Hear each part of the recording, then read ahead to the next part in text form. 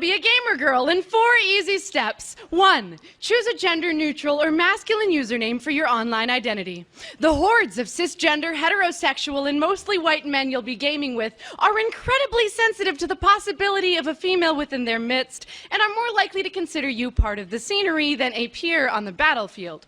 If you started gaming when you were young, naive, and starry-eyed, and have the misfortune of an unchangeable feminine username like Jigglypuff Sparkle Fairy, prepare your defenses ahead of time. At the first question of your gender, tell them you are a lesbian, because in gamer jargon, lesbian is synonymous with man, and there's no room to be feminine here.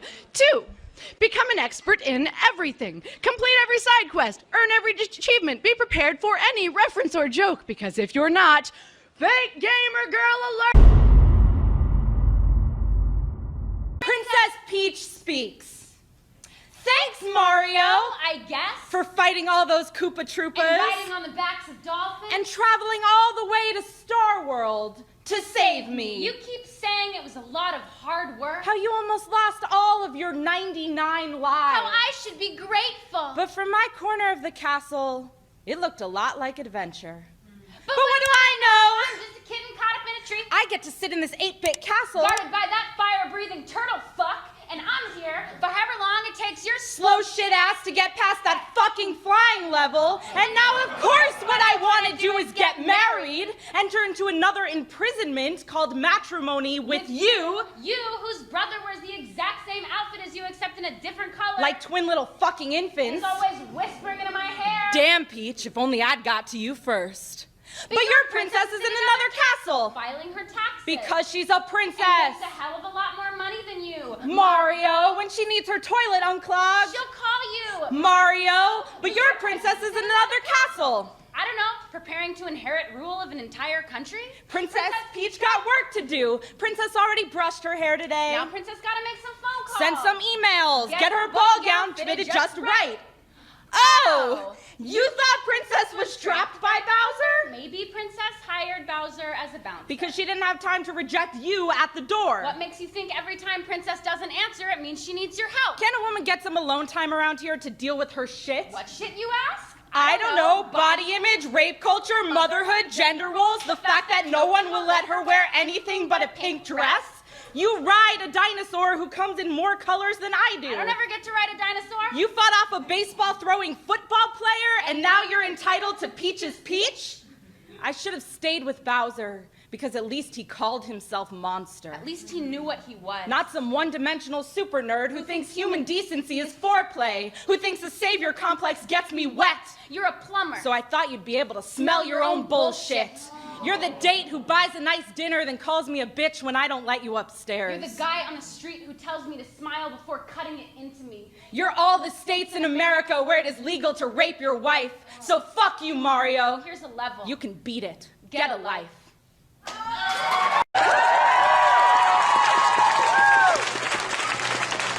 are fighting against racism. We are fighting against capitalism. And we are fighting against patriarchy.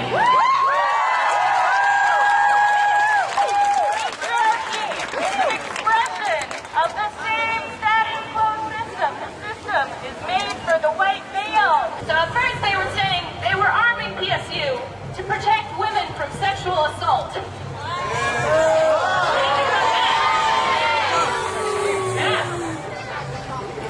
So we said that is not possible for many reasons.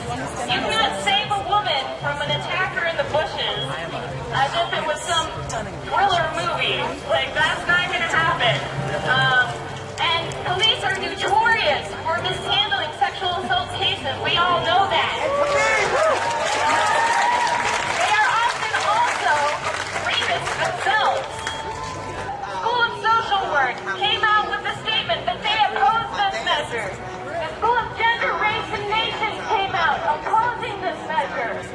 And our very unique conflict resolution department came out with a study that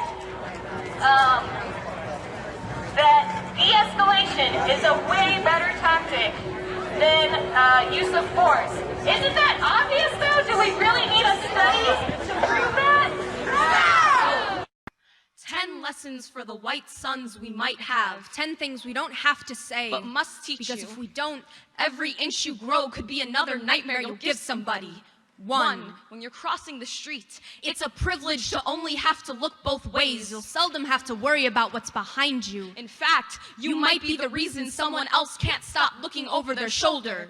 2. When you fall off your razor scooter, You'll always have a Band-Aid the same color as you. Even as you get older, you'll be able to patch up any damage you make. Your Band-Aid boxes will teach you that excuses aren't made for melanin. 3. For every art project that tells you to draw pictures of your classmates, There'll be a crayon marked apricot or salmon or peach. Your friends will call it skin. Pay attention to how early you learn to label colors. 4.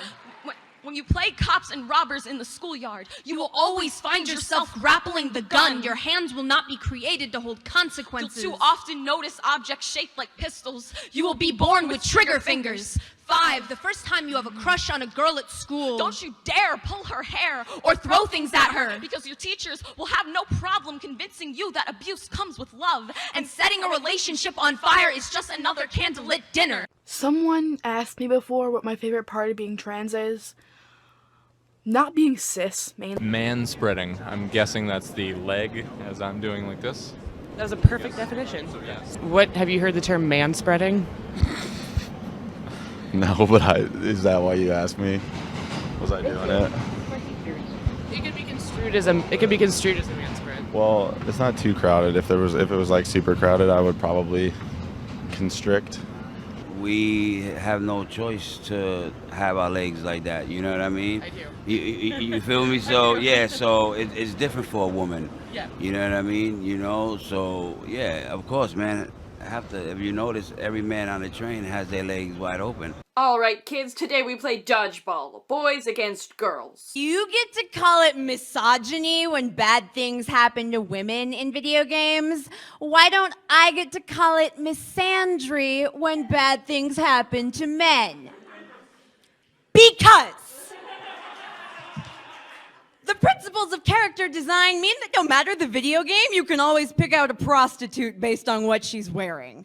Non-player characters have a limited range of action, so the prostitute is always asking for it. Because in the God of War franchise, you can literally fuck Aphrodite as part of gameplay. Even the goddess of love isn't immune to a little left, right, up, down, ABA. Because when I put on the quote-unquote empowering metallic bikini of your favorite video game character and walk the convention floor, men touch me without asking. They ask me questions about my sex life and expect detailed answers. They treat me like so much public pixel and blame me for dressing in the only skin I get. Because Hitman Absolution penalizes you for murdering a hooker, but gives you the points back if you use her corpse to distract the cops. Because Republicans won't sign bills into law if they contain the phrase violence against women. Because there was a list in the boys' bathroom of my high school titled Cute New Freshman Girls to Fuck. And I was so unversed in violence, I was hurt that my name wasn't on it. Because a new study asserts up to 40% of rape victims are male, but video games only imitate the kinds of tragedies men want to fantasize about. Because when I told him I didn't want another drink, I saw his eyes light up with a new achievement to unlock. Because when I talk less than men, they think I'm talking more. Because their voices crash into me like I am hoarding spinning coins and first aid kits, and they are cracking me open in the hopes of absorbing something valuable. It's not looting. The game was built this way. Because this is the second night death threats have driven game critic Anita Sarkeesian from her home, her house flayed open like a wound. Because you don't understand when I say that you can't have my body because there's already somebody living in it. Because men may be more likely to die in wars statistically, but you've never fucking been in one. Because you keep saying women, like there's no telling between us. A catalog of stop-motion stereotypes, unpiloted patter of color and sound by the logic of character design. I can infer that when bad things happen to women in video games, they're really happening to me. It's my shirt shredded. my neck snapped, my body breaking to prop open a gate, to prop up your mail, because nothing makes a more gratifying prop, because she's playing the woman card, because she's playing the victim card, the rape threats card, the posted her address online card, the I'll fucking kill your parents card, because you still think this is all just a game.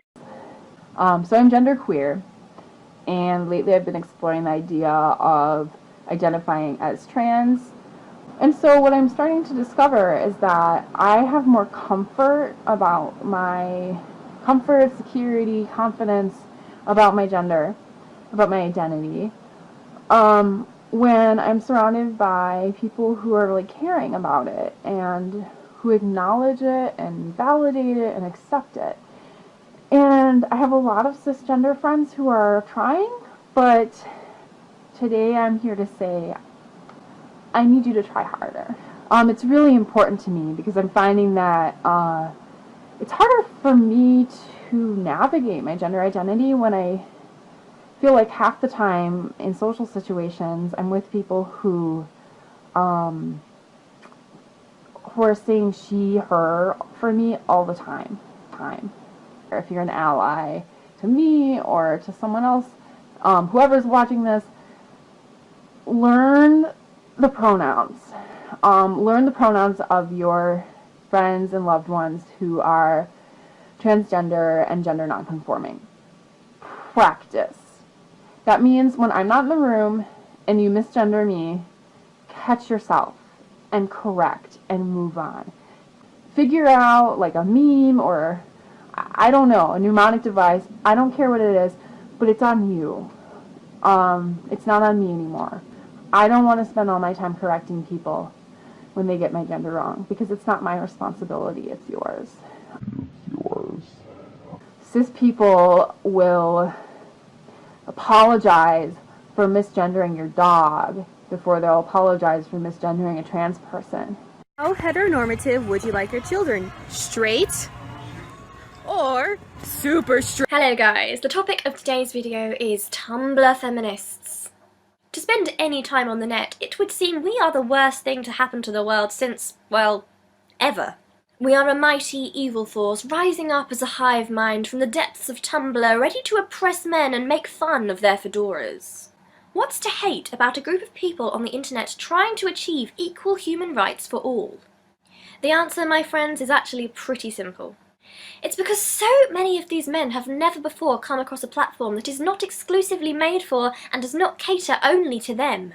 It confuses them, because sometimes the feminism they see on Tumblr is not sexy, sometimes the feminism they see on Tumblr is angry, and sometimes, just sometimes, the feminism they see on Tumblr is not packaged for their delicate male egos.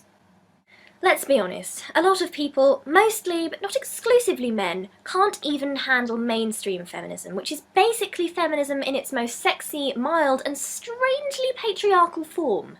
So it's no wonder they can't handle real women from across the globe telling the complete and utter truth without sugarcoating it. Queer coding is when writers, intentionally or not, imply that a character is queer, which usually means gay, but is also an umbrella term for other marginalized identities based on gender or sexuality. Oh, I get it now, but isn't that a good thing? Doesn't that mean we get more representation in the media? Not exactly. Queer coding is harmful in a few ways, but the biggest one is that it's usually villains who are strongly queer coded. Disney villains are often the clearest examples of this. Hades from Hercules has feminine mannerisms and is seen drinking a girly drink. Jafar from Aladdin has feminine mannerisms, a feminine speech pattern, and looks to be wearing eye makeup. Scar from The Lion King, Governor Ratcliffe from Pocahontas, and Captain Hook from Peter Pan are usually seen as queer coded as well for similar reasons. Ursula from The Little Mermaid is even modeled after a drag performer named Divine. But this goes beyond Disney. The most obvious example I can think of is him from the Powerpuff Girls, who wears a pink tutu, is fanned by nearly naked men in one episode, and regularly switches between a high-pitched feminine voice and a deeper masculine voice. I don't get why that's bad. I loved all those villains. Yeah, I think a lot of queer people feel a connection to these villains because they can relate to them to some degree. And I'm not saying that's a bad thing, but the obvious queer coding of villains and the lack of queer protagonists makes it really easy for people to associate queerness with being evil. If the only time you ever see a feminine man is when he's evil, I don't think you're going to have very positive associations. In chaotic marches through Atlanta protesting fatal police shootings,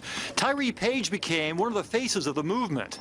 He was part of the group that met with Atlanta Mayor Kasim Reed to demand changes in police training and tactics. Page even spoke at a joint news conference. We stand on the shoulders of those who have paved the way for us to be able to protest in the streets and be able to have our voices heard. What the mayor's office says it did not know at the time is this police protester had already been arrested multiple times for impersonating a police officer. I just want to know a little bit more about these criminal charges that you've had against you for impersonating a police officer. How can you justify that when you've been protesting against police brutality? Absolutely. So I have a PR director. You can reach out to her.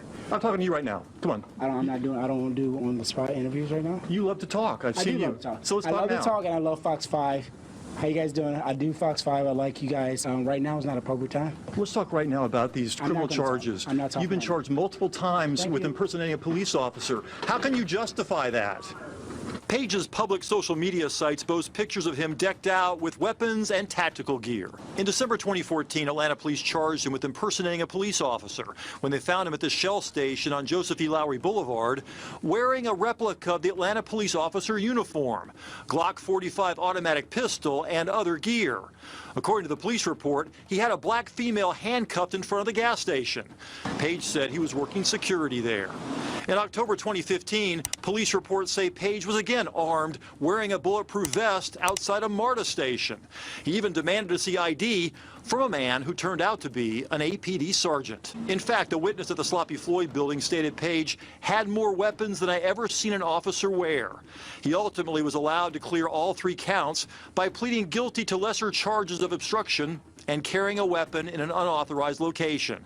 Page is currently on 2 years probation. You protest police brutality. If you want to be a cop, why don't you just apply to one of these places? Miss Cringe, go back to what you have me. Do you know what it's like to come to Lincoln Park every day? Every day. You know what I mean? Just how they look at me. Just how they look at me.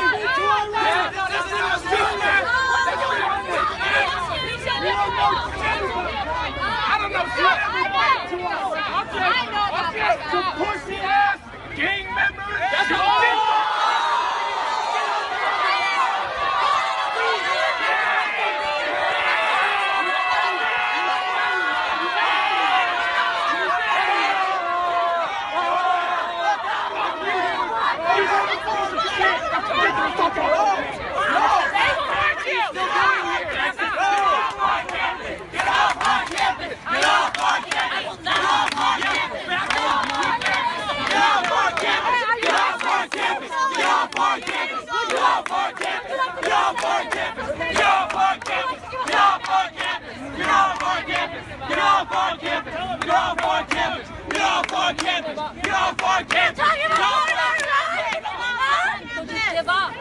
Would you guys like to give a comment?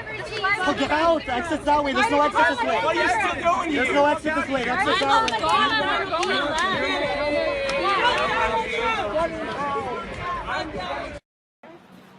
Get on the ground! Get on the ground! Get on the ground! Black Lives Matter! Hey, nigga, get up on me! Get off of him! Get up on me!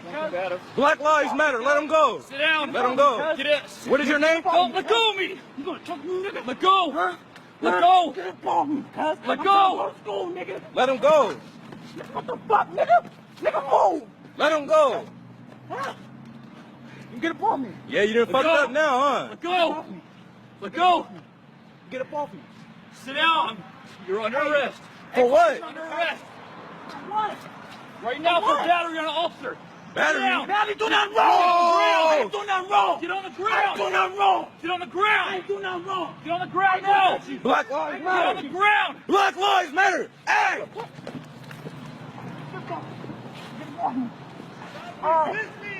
He's not! He's putting his hands on you! He's not resisting! What the fuck you mean? Black Lives Matter, motherfucker! He's not resisting! This shit is fucked up! What the fuck you mean? This is my homeboy!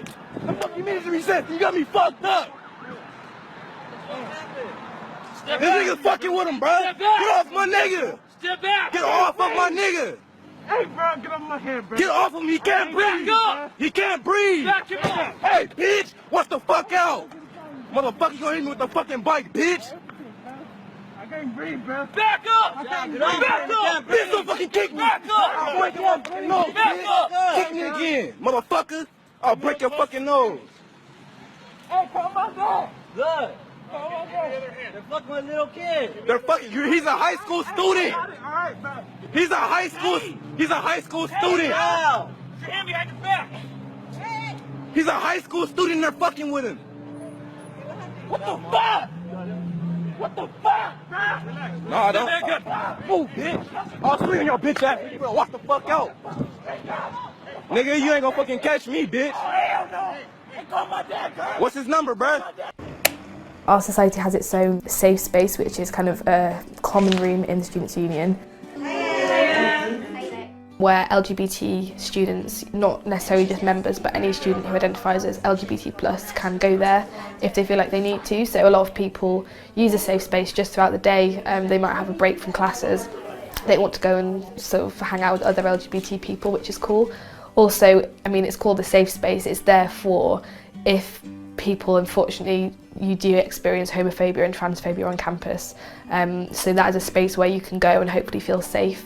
I'm Ashley Jenkins. I'm Meg Turney. Hopes are high for Battlefield 1 this fall, but some gamers are taking issue with one recent development about its multiplayer, which will not be adding female playable characters. That's certainly not new for the series, as it hasn't had any playable women in multiplayer yet anyway, but you know, why not? It's Battlefield 1, like you've always had it, but it's time to get angry. It's so, you know what, never mind. The internet just gets riled up about things. I'm gonna stay out of it this time. So we do. Of course, there's an argument brewing about whether or not the exclusion makes sense in this case. Now look, we're gonna look at both sides of this. Some are saying that it's an issue of authenticity, that women weren't a major part of World War I combat, so that's why there aren't really any playable women in multiplayer. However, others are saying multiplayer combat in general isn't all that realistic, so why should it matter? Things to remember.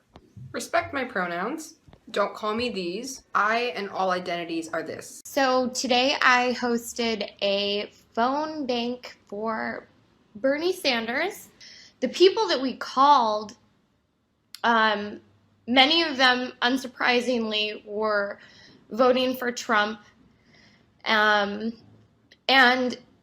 I just want you to know that the people that are voting for him are really sick people that refer to human beings as animals. And it actually made me sick. It was really disheartening. And I don't think anyone that's a human that has feelings and sense can sit through hours of talking to people that believe that just because you weren't born in the United States, or even if you were and you're not white, which I don't know what qualifies you as white anymore, it makes you not a human being. There were a lot of comments about just building walls and getting rid of the Mexicans, and